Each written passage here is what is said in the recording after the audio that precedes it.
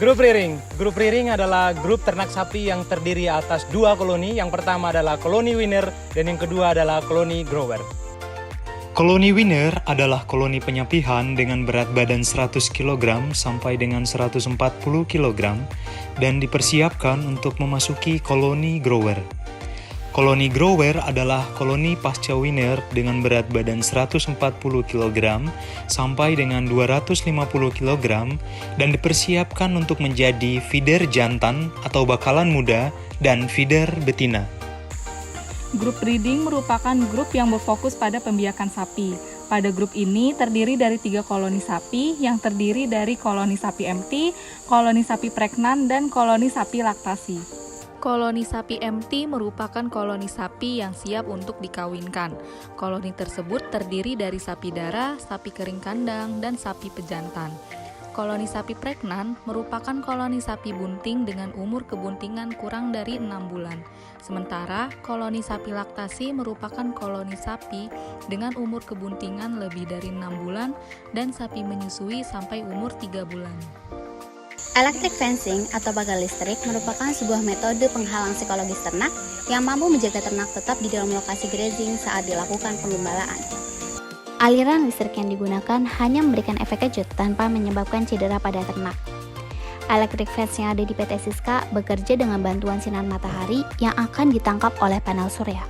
Panel surya akan mengisi baterai dengan mengubah cahaya langsung menjadi listrik. Pemasangan portable electric fence dilakukan dengan menancapkan tiang di luar area grazing dengan jarak antar tiang adalah 3 volt tanaman sawit.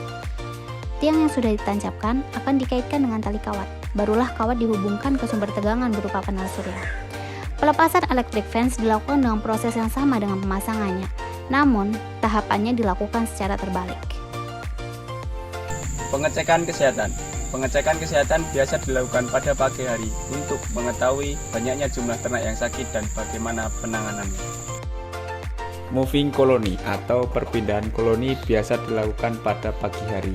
Moving colony memiliki tujuan untuk pencatatan populasi, perpindahan area grazing, dan pengecekan kesehatan. Distribusi pakan konsentrat dilakukan pada pagi hari dan pemberian air minum dilakukan 2 kali sehari pada pukul 10 dan 14 WITA. Pemberian pakan tambahan berupa konsentrat dilakukan pada sore hari pukul 15 WITA. Pemeliharaan sapi fattening di nursery terdiri atas beberapa koloni. Yang pertama grass feed, yang kedua recovery, yang ketiga yaitu isolasi. Pada koloni grass feed terdiri atas 3 grup. Yang pertama grower dengan bobot rata-rata 250 kg sampai 300 kg. Yang kedua feeder dengan bobot rata-rata 300 sampai 450 kg. Yang ketiga super dengan bobot rata-rata 450 kg ke atas. Koloni isolasi merupakan pemeliharaan dengan tujuan pemulihan sapi yang sedang sakit. Pemberian pakan. Pemberian pakan di kandang fattening terdiri dari beberapa. Salah satunya ada konsentrat, kemudian juga ada silase, dan pemberian hijauan segar. Setiap harinya, pemberian pakan diberikan untuk ternak sesuai dengan jadwal yang sudah ditentukan. Dimulai pada pukul 8 pagi pemberian konsentrat, pukul 9.30 pagi pemberian silase sebanyak 3 drum, pukul 11.30 pemberian hijauan fresh, pukul 2 siang pemberian silase sebanyak 3 drum, dan yang terakhir pukul 4 sore pemberian hijauan fresh. Waste and Sanitation Pen Management. Kegiatan ini merupakan rutinitas untuk membersihkan perkandangan, seperti melakukan desinfeksi ternak dan kandangnya, atau membersihkan bak tempat minum ternak, bak tempat pakan ternak, dan tentunya membersihkan kandang dari kotoran ternak berupa feses dan urin. Kegiatan ini dilakukan minimal 2 hari sekali. Di sini, kami melakukannya rutin di pagi hari.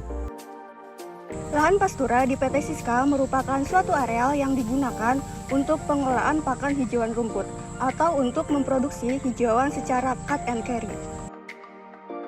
Penanaman rumput panjang dilakukan dengan pertama, pembajakan dan penggaruan menggunakan jonder. Kedua, persiapan bibit. Bibit yang digunakan adalah batang bawah yang sudah tua, sekitar 2-3 ruas. Ketiga, penanaman dilakukan dengan jarak antar baris sepanjang 1 meter.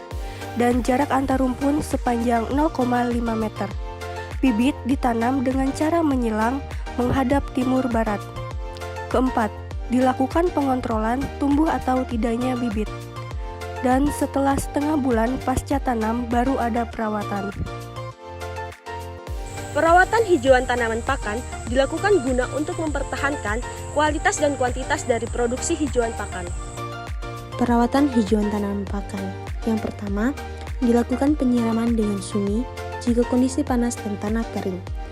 Yang kedua, pemupukan menggunakan urea setelah 2 minggu dari masa tanam. Yang ketiga, dilakukan pemupukan menggunakan kompos setelah 1 bulan dari masa panen pertama. Yang keempat, dilakukan pengontrolan rumput apabila mati atau tidak.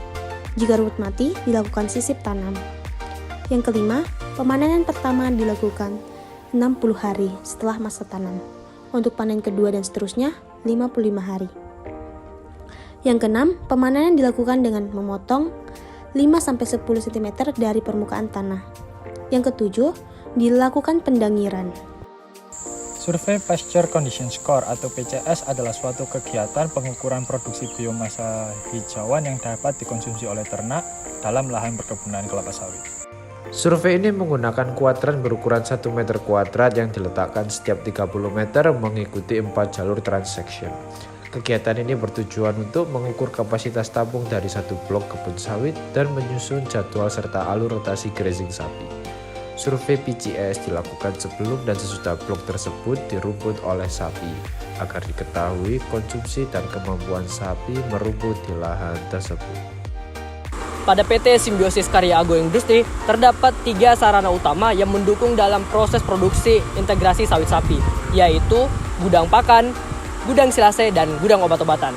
Gudang pakan merupakan sarana yang digunakan untuk menyimpan pakan seperti konsentrat dan peralatan lainnya. Gudang silase merupakan sarana yang digunakan untuk menunjang dalam pembuatan silase harian koloni fattening. Sedangkan gudang obat merupakan sarana yang digunakan untuk menyimpan obat-obatan, peralatan biosecurity, dan lain-lainnya. Drafting merupakan metode yang dilakukan di PT Siska untuk mengklasifikasikan dan memberikan treatment pada ternak sesuai dengan status fisiologisnya. Proses drafting terdiri dari yang pertama pemberian obat-obatan sesuai dengan kebutuhannya, yang kedua penimbangan berat badan dan pemeriksaan kebuntingan, yang ketiga pemasangan eartag, RFID, dan tato brand pada koloni winner serta dokumentasi untuk katalog pada koloni grass-fed. Tim produksi dan veteriner menyeleksi sapi-sapi yang siap dipotong di unit abattoir atau slaughterhouse. Teknis pemotongan sapi diawali dengan penggiringan sapi menuju tempat pemotongan. Kemudian dilakukan pemeriksaan kondisi sapi sebelum pemotongan atau antemortem. Selanjutnya dilakukan penimbangan bobot badan, dan untuk prosedur pemotongan meliputi perebahan, pemotongan, pengulitan, pengeluaran organ visceral, dan pembagian karkas menjadi beberapa potongan atau parting, yang kesemuanya memperhatikan prinsip-prinsip halal. Tidak lupa dilakukan pemeriksaan kualitas daging atau postmortem untuk menilai apakah daging sapi layak dikonsumsi atau tidak. Jika layak konsumsi, maka daging tersebut didistribusikan ke unit butcher untuk diolah lebih lanjut. Unit butchery merupakan salah satu unit di PT Simbiosis Karya Agroindustri yang berfokus kepada deboning, processing, sampai dengan pemasaran. Kegiatan pada unit ini dimulai dari pemisahan daging dan tulang atau deboning. Kemudian membuat daging menjadi siap masak seperti siskayaki, siskastik, dan siskaso. Kemudian memproses olahan daging menjadi siskaso, siska, dan siskabon.